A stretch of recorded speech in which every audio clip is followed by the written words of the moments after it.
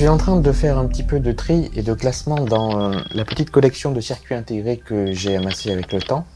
Et je voulais en profiter pour vous en montrer quelques pièces. Alors, on va d'abord commencer par un assez rapide survol de l'ensemble.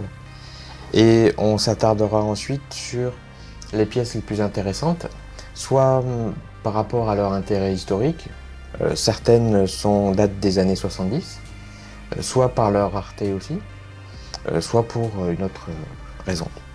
Et vous remarquerez également que les plus récentes ont déjà pratiquement une dizaine d'années.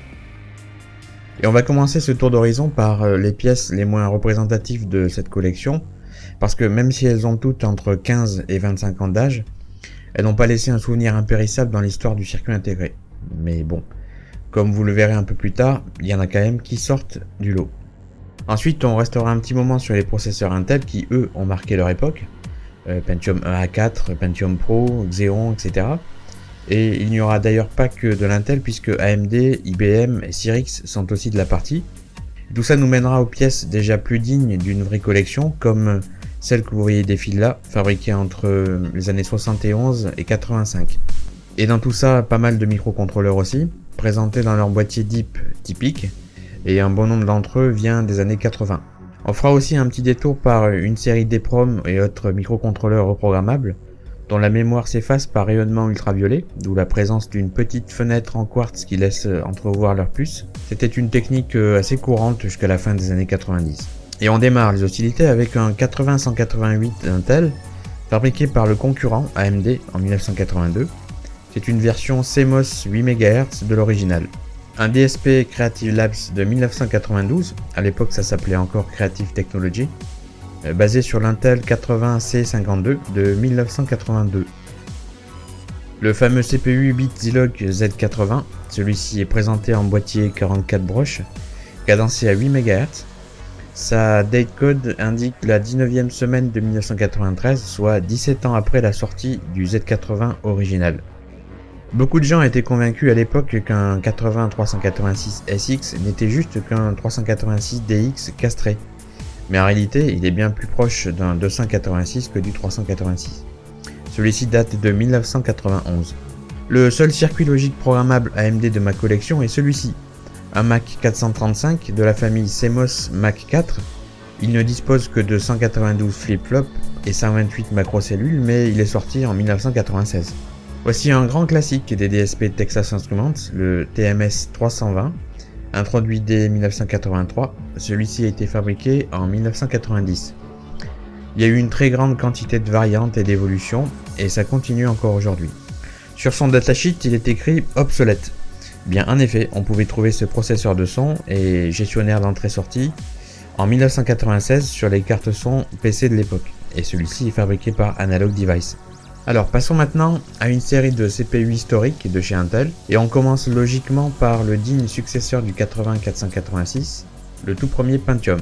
Celui-ci était dans mon PC en 1993, un Pentium 75 MHz, gravé en 800 nanomètres, et alimenté en tension de 3,3 volts. Alors il y a eu plusieurs versions entre sa sortie en 93 et le dernier modèle cadencé à 200 MHz. Celui-ci est un P75 en céramique. Par contre, je ne sais plus trop à quoi correspondent toutes ces références. 67 mm, c'est très probablement le plus gros de tous les processeurs de chez Intel. Le Pentium Pro, qui est sorti 2 ans après le Pentium, et qui a surtout été conçu pour équiper les serveurs et essayer de récupérer une part de marché essentiellement dominée par IBM. En fait, il est aussi gros parce que la mémoire cache L2 est disposée sur une seconde puce juste à côté de la puce du processeur. Ensuite, on a le Pentium 2 qui introduit la techno MMX et qui était au début fabriqué par la division Intel au Costa Rica. Et là forcément pour voir le processeur je vais devoir l'ouvrir. Donc voilà, il a la particularité d'être le seul processeur de la gamme à être présenté sous forme de cartouche enfichable que l'on insérait dans le slot 1 de la carte mère. Ici on a une mémoire cache L1 et le reste est retenu par le radiateur. Donc pour voir ce qui se trouve de l'autre côté, je vais devoir retirer l'armature.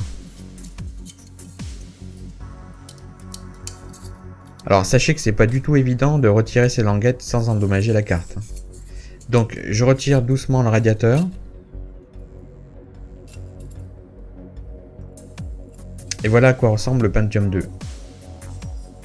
Et tiens, chose étonnante, cette mémoire cache L2 n'est pas fabriquée par Intel comme l'autre, mais par NEC. On passe maintenant au Pentium 3, celui-ci date de l'an 2000, toujours fabriqué au Costa Rica.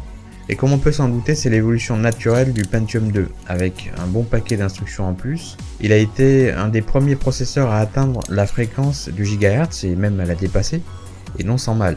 Voilà, ensuite deux Celeron, un de 2004 et l'autre de 2001. En fait, la particularité de cette gamme de processeurs est de se baser toujours sur la précédente génération pour permettre à Intel de répondre au marché des ordinateurs bon marché et essayer de prendre des parts à AMD. Par exemple, celui-ci sorti en 2001 en boîtier PGA 2 et il est basé sur un Pentium 3 du nom de code Tualatin. Puis vient le tour du Pentium 4, 3 GHz. Donc à cette fréquence, il fait partie des tout derniers sortis puisqu'il est mentionné 2006. Et vous constatez la différence de conception du boîtier.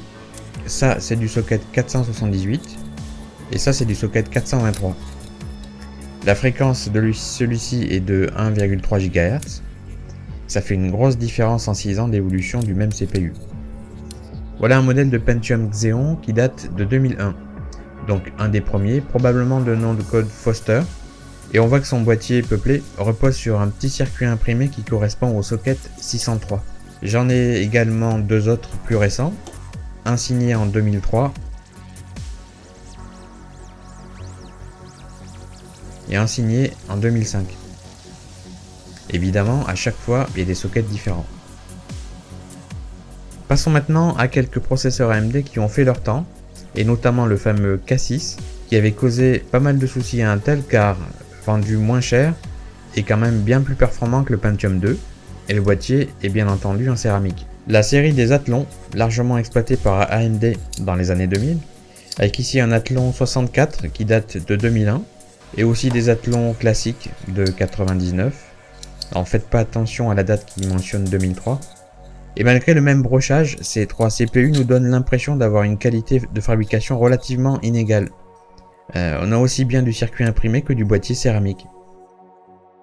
Un des CPU visibles dans le générique de Deus Ex Silicium, un Cyrix 686 de 1995, vendu sous la marque IBM. C'est grosso modo un clone du Pentium 120. Il avait la particularité d'être plus rapide dans les calculs avec des entiers mais plus lent en virgule flottante. Quelques pièces historiques à suivre. On commence par ce circuit intégré que j'ai eu beaucoup de mal à identifier, notamment parce que le nombre gravé à droite n'est référencé nulle part. Et j'ai finalement découvert qu'il s'agit d'un composant provenant d'un calculateur IBM 360. C'est un circuit intégré à 48 broches. Avec cette mine de crayon, vous avez une idée de sa surface. Donc cette pièce a plus de 45 ans d'âge. J'avoue que je ne sais pas trop de quelle matière est faite cette puce, mais ça ne m'a pas l'air d'être du silicium, au moins sur cette face.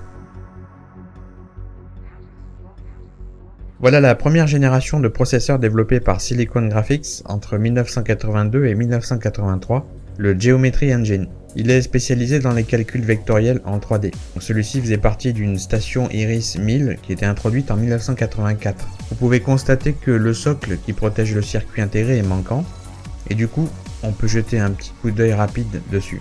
Je pense faire de toute façon une autre vidéo plus intéressante sur l'analyse de ce processeur 3D.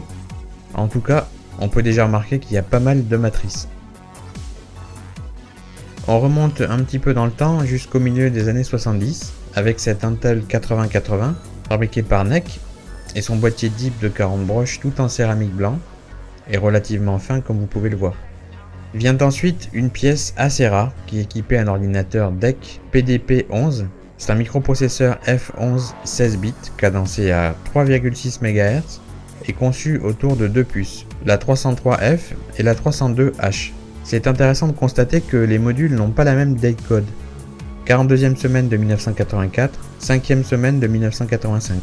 Autre pièce rare, une mémoire RAM du début des années 80 fabriquée par Mostec. C'est l'association de deux puces de 16 kilo-octets pour former une DRAM de 32K présentée dans un boîtier DIP en céramique de 18 broches. A vrai dire, je ne suis pas sûr qu'il y ait eu beaucoup de mémoire de ce type. Présenté dans son boîtier DIP en céramique de 40 broches, voici un 8085 fabriqué par Siemens à la fin de l'année 82. La techno MY-MOS de Siemens avait été utilisée pour le processus de gravure. Visuellement assez singulier, on pouvait trouver ce décodeur QTC de tonalité FX003 de CML Microcircuits dans les standards télécommunications à partir de la fin des années 80. Et j'avoue que je sais pas trop comment il a atterri dans ma collection. Un petit bond en 1977 et on trouve ces microcontrôleurs 8 bits Intel P8048 fabriqués à des semaines différentes de l'année 1980. Boîtier DIP 40 broches en polyépoxyde, le 8048 était un bon microcontrôleur assez répandu à l'époque, avec 4K de mémoire vive, 1K de mémoire ROM masquée et une fréquence de 6 MHz. Finissons la présentation de cette modeste collection par quelques circuits reprogrammables en boîtier DIP céramique, et notamment cet EEPROM Texas Instruments de 32 kilo-octets, fabriqué en 1989 et dont voici un cliché de ce qu'on aperçoit à travers sa fenêtre transparente. Autre EEPROM, cette fois fabriqué par Fujitsu, la semaine de Noël 1988, elle dispose d'une matrice de 8192 mots sur 8 bits, soit 64 K de mémoire, et sur cette capture on voit très bien les deux tables réparties de chaque côté. Celui-ci est tellement rare que je n'ai trouvé aucune information technique fournie à l'époque de sa fabrication en 1979. Mais bon, en observant son circuit intégré, j'en déduis qu'il s'agit d'une EEPROM de 128 kilo-octets répartie sur deux tables de 8192 mots sur 8 bits. On termine ce bonus avec deux microcontrôleurs 8 bits. Le premier, un Intel D8748 de 64 K de mémoire vive, datant de 1976 et dont le circuit intégré n'est d'ailleurs pas tout à fait aligné. Celui-ci a semble-t-il été produit en 1979, comme on le voit sur cette datecode. Pour l'époque, je trouve que la répartition des transistors est particulièrement optimale. Et voici d'ailleurs un cliché du modèle D8749, qui a le double de mémoire. Et le second, un Motorola MC68705, qui n'est d'ailleurs pas des mieux conservés, et qui n'a même aucune datecode inscrite sur son boîtier, mais je sais qu'il est sorti entre 1977 et 1979. Ses capacités n'étaient d'ailleurs pas démentielles comparées à ce que l'on trouvait chez Intel, mais le design efficace de son circuit intégré montrait bien que la concurrence était déjà là.